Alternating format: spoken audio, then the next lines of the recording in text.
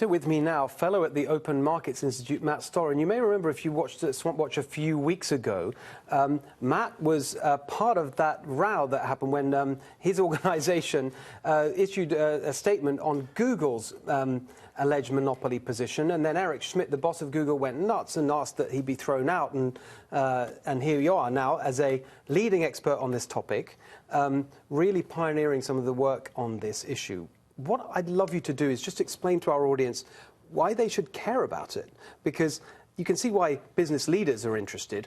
Why should workers care? Why should people watching tonight care about this topic? Well, first of all, thanks for having me, and thanks for talking about this. And the question of monopoly is fundamentally a question of control. So let me just give you a couple of statistics. 80% of airline seats are controlled by just 4 airlines. Half of the entire beer market is controlled by one Brazilian private equity group. Facebook and Google control 75% of online advertising. This is the flow of information between and among citizens. Amazon controls the book market, and on down the line. In every segment of the American economy, from glasses to earthquake insurance, you see a concentration of power and control in the hands of a few.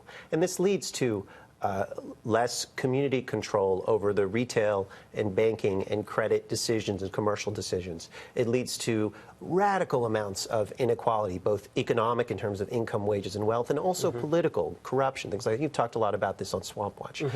It leads to less investment in productivity-enhancing technologies, less deployment of that. So you've seen productivity actually slow and even turn negative sometimes.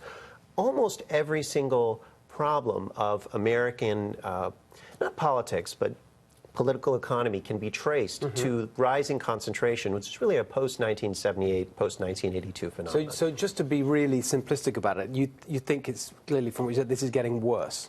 Oh, yeah.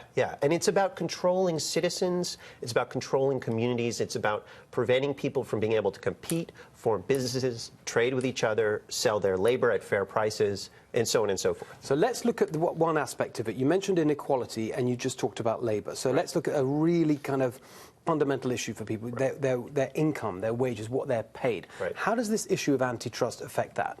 Well, that's a great question. So there's a lot of debates over things like minimum wage laws. But if you actually look at concentration, so the ability of employers to buy your labor or Americans' labor, essentially the amount of money that corporations have to pay for labor has dropped by roughly $14,000 per worker per year since the mid-'80s because of increasing concentration. This is an economist named Simcha Barkai who started doing this research. That's purely about market power. It's about the inability of employees to actually sell their labor fairly. So there's not enough competition for the workers, which means they don't have to pay enough, and that's the reason for the wage stagnation. That's right. See, that is such a fundamental driver of all this populist revolt. Absolutely, and it's worse because roughly 10% of American workers have to sign what are called non-competes.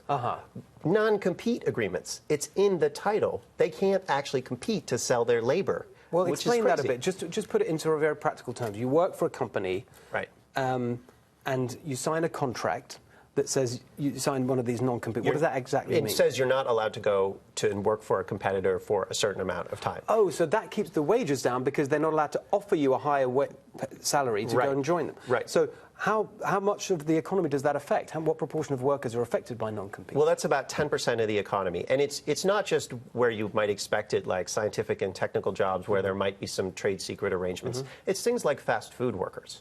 And I'm sorry, but there is no compelling reason why a fast food worker who works at Arby's shouldn't be able to go and work at McDonald's. It's outrageous. It's just an abrogation of political liberty.